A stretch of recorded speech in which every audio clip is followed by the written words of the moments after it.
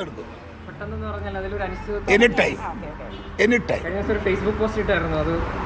Facebook post നിങ്ങൾ വായിച്ചില്ലേ? അതിനകത്ത് തന്നെ വായിച്ചില്ലേ? ഞാൻ എന്താ പറയുന്നുണ്ട്? ഏത് റിസൾട്ട്?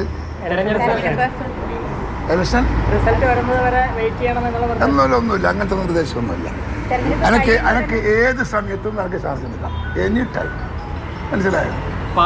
അതിനകത്ത് വേറെ സ്പെഷ്യലൊന്നുമില്ല. ഞാൻ APC പ്രസിഡന്റാണെന്ന് എല്ലാവരും പറയുന്നുണ്ടല്ലോ. എനിക്ക് എപ്പോഴും പോയിക്കൂടെ? അതിലിരിക്കുന്നു. ഇതൊരു ഫോർമാലിറ്റി എന്നതല്ലാതെ അതിനപ്പുറത്ത് വരെയത്ത് ഒരു കാര്യവുമില്ല.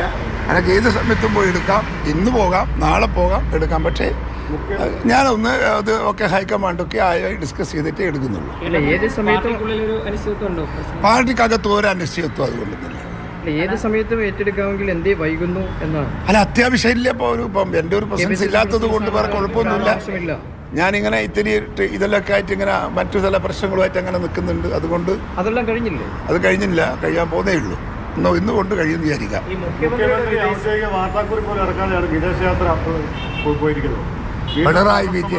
പിണറായി വിജയന് മാത്രമേ അത്തരമൊരു യാത്ര സംഘടിപ്പിക്കാൻ സാധിക്കൂ. അതാണ് പിണറായി. കുടുംബത്തോടുള്ള യാത്ര മാത്രമല്ല, ഞാൻ ചോദിക്കുന്നു, ഈ മനുഷ്യന് തലക്കകത്ത് വെളിയില്ലേ? ഒരു മുഖ്യമന്ത്രിയാണ് പോകുന്നത്. ചാർജ് കൊടുത്തോ? ആർക്കെങ്കിലും ഒരു ചാർജ് കൊടുത്തോ? ഇവിടെ ഒരു എമർജൻസി വിഷയം വന്നു, who will react, who will respond? പറയട്ടെ. ഇത് ആലയെന്ന് പശുക്കൾ ഇറങ്ങിപ്പോകും പോലെ പോവുകയാണോ മുഖ്യമന്ത്രി? അങ്ങനെ പോകേണ്ട ആളാണോ മുഖ്യമന്ത്രി? സർക്കാരിൻ്റെ പൈസയാണോ?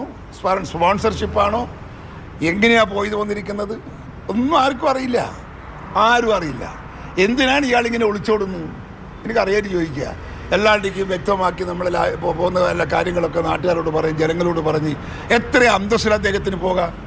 എന്തിനാണ് അദ്ദേഹം ഇതിങ്ങനെ ഈ കള്ളക്കളി കളിക്കുന്നത്? സ്പോൺസർഷിപ്പിലാണോ എന്ന് എനിക്ക് സംശയമുണ്ട്.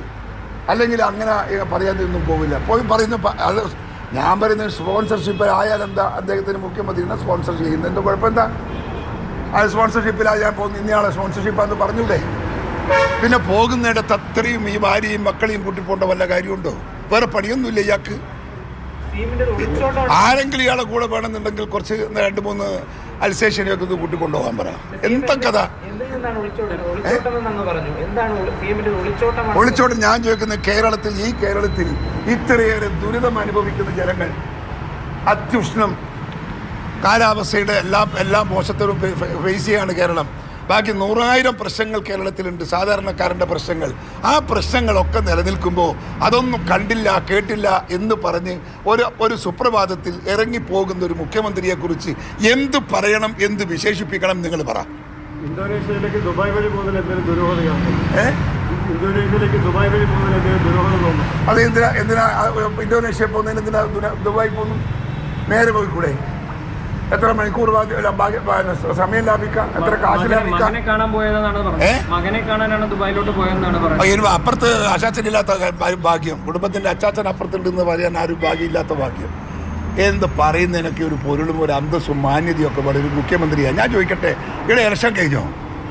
ഇടതുപക്ഷത്തിന് ആകെയുള്ള ഒരു മുഖ്യമന്ത്രിയല്ലേ ഈ മുഖ്യമന്ത്രി? ഇദ്ദേഹം ബാക്കി എല്ലാ ജില്ലയിലും സംസ്ഥാനത്തും പോകേണ്ടയാളല്ലേ? ബാക്കിയുള്ള സംസ്ഥാനത്ത് ഇലക്ഷൻ നടക്കുകയല്ലേ? CPM-ൻ്റെ ഒരേ ഒരു മുഖ്യമന്ത്രി. ഇദ്ദേഹത്തിൻ്റെ പൊളിറ്റിക്കൽ റെസ്പോൺസിബിലിറ്റി എന്താ? അദ്ദേഹം മറ്റ് സംസ്ഥാനങ്ങളിൽ പോകേണ്ടുന്ന ആൾ സുപ്രഭാതത്തിൽ കുടുംബത്തിനെയും കൂട്ടി എന്താ പറയുക എക്സിബിഷൻ പോയി എന്ന് പറഞ്ഞാൽ ഇതൊക്കെ ആര് കേൾക്കും, ആര് സഹിക്കും? തിരിച്ചടിയൊന്നുമില്ല. അതിനൊക്കെ വകുപ്പും കാര്യങ്ങളൊക്കെ വേറെയുണ്ട്. അതിൻ്റെ നിയമവും കാര്യങ്ങളൊക്കെ നിങ്ങൾ പരിശോധിച്ചുകൊണ്ടിരിക്കുന്നുണ്ട്. അങ്ങൊന്നും അതിനകത്തൊന്നും തിരിച്ചടിയൊന്നും ഉണ്ടാവില്ല, ഒരു സംശയമൊന്നും നിങ്ങൾക്ക്. അതായത് കോടതിയുടെ വാക്ക് അവസാനത്തെ വാക്കല്ലല്ലോ. നമ്മൾ എത്ര കോടതിയുടെ വാക്ക് കേൾക്കുന്നുണ്ട്, പക്ഷെ അതെല്ലാം തിരിച്ച് എത്ര കേസുണ്ട്?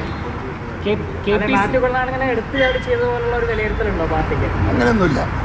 അതൊക്കെ അദ്ദേഹം അതൊക്കെ നടത്താനുള്ള പക്വതയും പരിജ്ഞാനമൊക്കെ ഉള്ള ഒരു ചെറുപ്പക്കാരനാണ്. ആ കാര്യത്തിൽ ഞങ്ങൾക്ക് ഒരു അഭിപ്രായ വ്യത്യാസവും മാറ്റി കൊളുനാടിനോടില്ല. OICC ഗ്ലോബൽ പ്രസിഡന്റായിട്ട് സാർ തന്നെ ജെയിംസ് കൂട്ടനെ തീരുമാനിച്ചിട്ടുണ്ടല്ലോ. പക്ഷേ ആ കാര്യത്തിൽ 4-ാം തീയതി ചാർജ് എടുക്കുന്നതായിരുന്നു പറഞ്ഞത്. അത് വൈകുന്നതിന് എന്തെങ്കിലും അട്ടിമറി ഉള്ളതായിട്ട് തോന്നുന്നു? അട്ടിമറിയില്ല, പക്ഷെ അടുത്ത ദിവസം അടുത്ത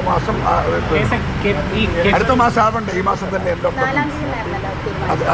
അത് ചെറിയ അവരെ പ്രശ്നം കൊണ്ടാണ്, ഓൾ ഇന്ത്യ കമ്മിറ്റിയുടെ പ്രശ്നം കൊണ്ടാണ് കുറച്ച്